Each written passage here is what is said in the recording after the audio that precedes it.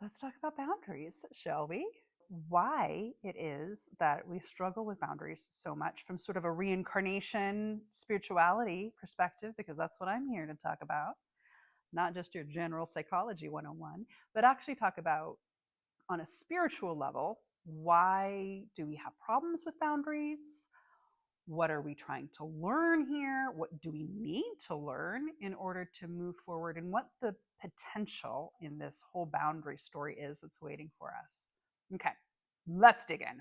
What does it mean when you need boundaries? When you have issues with boundaries, what that means is that you aren't holding your own sense of power, that you're allowing other people to encroach on your physical space, encroach on your energy. You don't feel safe. You don't feel respected. You feel depleted.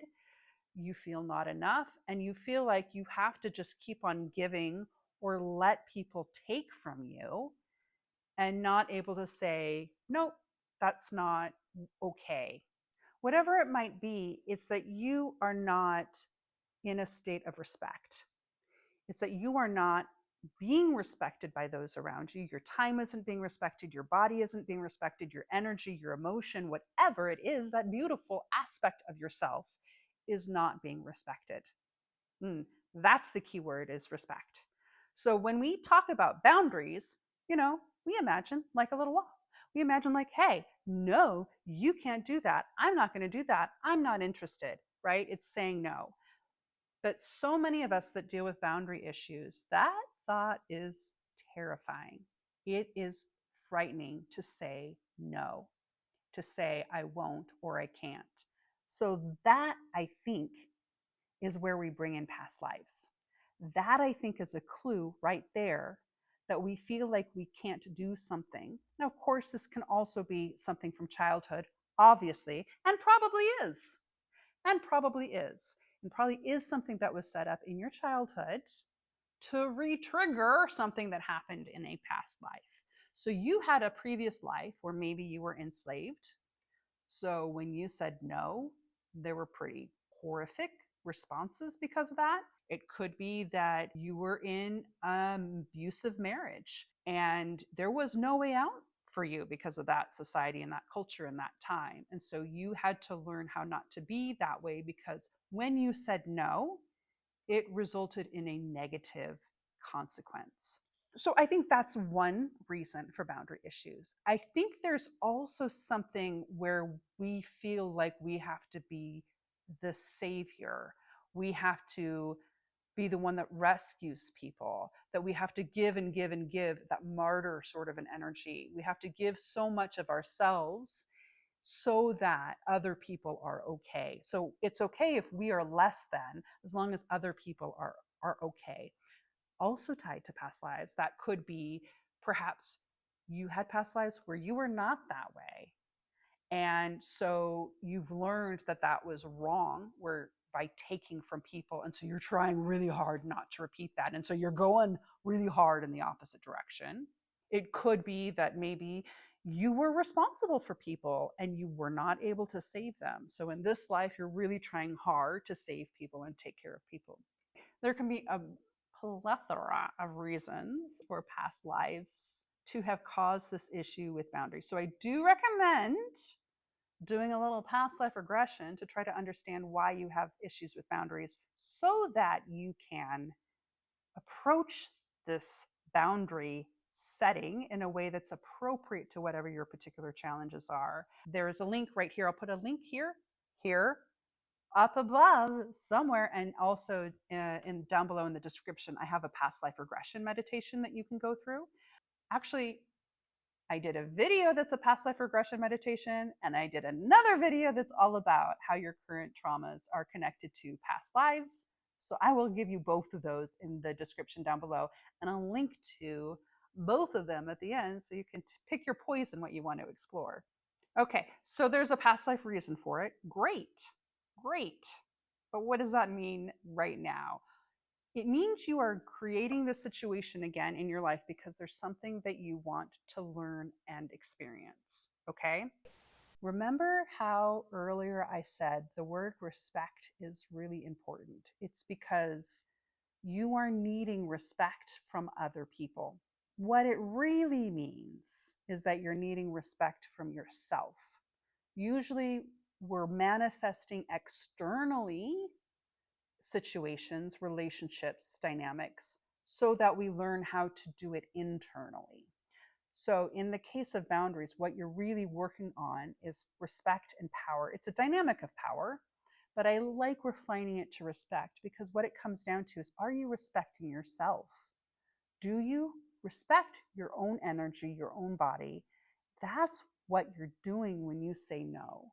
That's what you're doing when you say, I can't right now, or I have something else that I've got to take care of, or you know what, I'm just really tired and I'm not really interested in doing this particular thing, whatever it might be.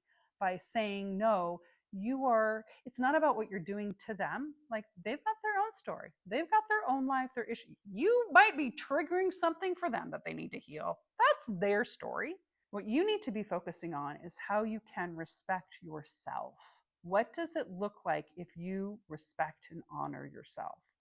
Because I think this is, and if you watch my like 4 goals, we all are working on 4 spiritual goals.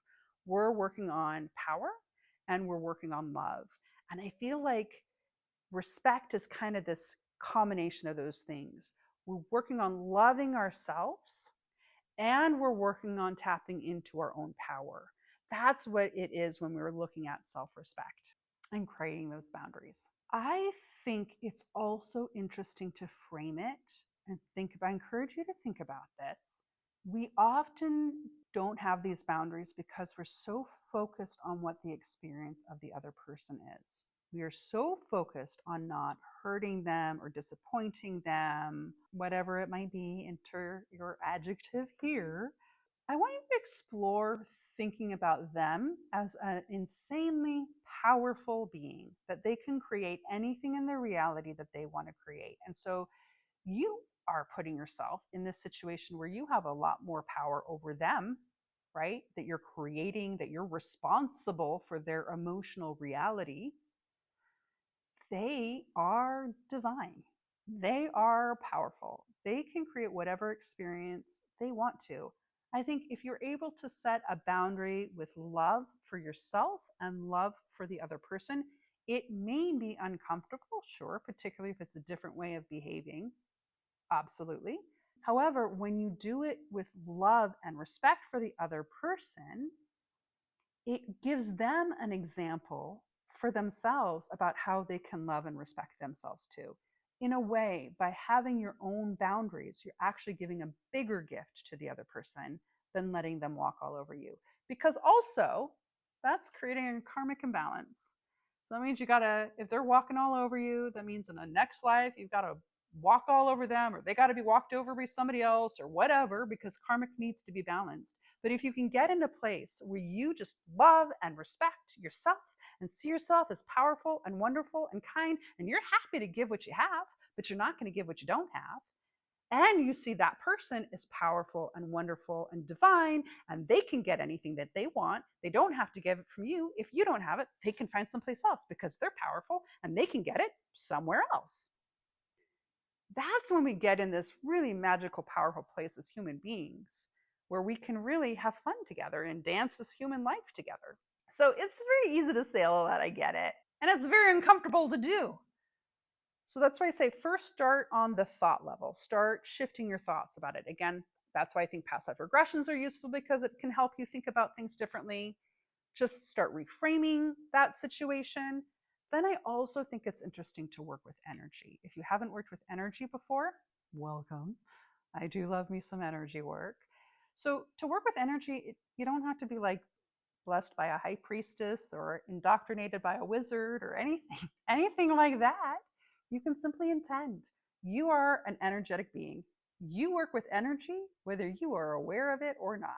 So if you just bring your conscious awareness into working with energy, you will work with energy. So if you start to imagine, because that's all it takes, because your awareness, your consciousness is powerful. That's power. If you start to imagine like a bright white lasso or hoop or line or wall around you, you are now starting to create an energetic boundary. And you can put in love. I like to put in love. Sometimes I'd like to imagine myself as like the Glenda the Good Witch in The Wizard of Oz, in that little bubble. You can do that as well, but you can start putting in energetic boundaries. You can also start asking their energy to leave your space. Just play with it. Just explore it. What does that feel like? If you want to play with energy, don't have to, but it's an option. I like playing with energy. I feel like it's another tool in my toolkit that I can just attack things from a variety of levels. I like to attack things on an energetic level, and on a mental level, and an emotional level. So another thing that I like to do that I actually find works really powerfully is to have a conversation with that person's soul. If there's a particular person that you're needing to draw a boundary with, there's one person in mind that you're thinking about, you can have a conversation with them. It's kind of fascinating because we do communicate energetically and telepathically. Yes, we're going full woo here. We're going full woo. But you can communicate with that person's soul. They might not have a conscious memory of that conversation, obviously, but you will find by talking through to that person, telling them what you need, telling them what your problems are, telling them what you're struggling with, it shifts and it's fascinating. It really is. It shifts the energy dynamic because it also is you processing through it yourself. And so it's not stuck in your energy. Often boundaries are something that we need to set verbally. So this is a way for you to start doing that if you're not safe enough to do that with the actual direct person, but it allows you to do that on kind of this second level down, if you will, this kind of underlying level between that connects all of us. But at the core of this, what you're working on is power. You're working on connecting to your power, right? You are a very powerful being, even when you don't feel like it. Lord knows we often don't feel like it in these human bodies. You are very, very powerful. And you are now experiencing situations that are causing you to work on feeling powerful, that are setting you up for situations where you have to show up and demonstrate your power. It's uncomfortable, but guess what? You're watching this video, which means you're already working on it. Just even listening, processing, showing up for this means you are doing the work right now. So good job. Keep at it. And check out this video to learn more about how these might be related to a past life. Bye.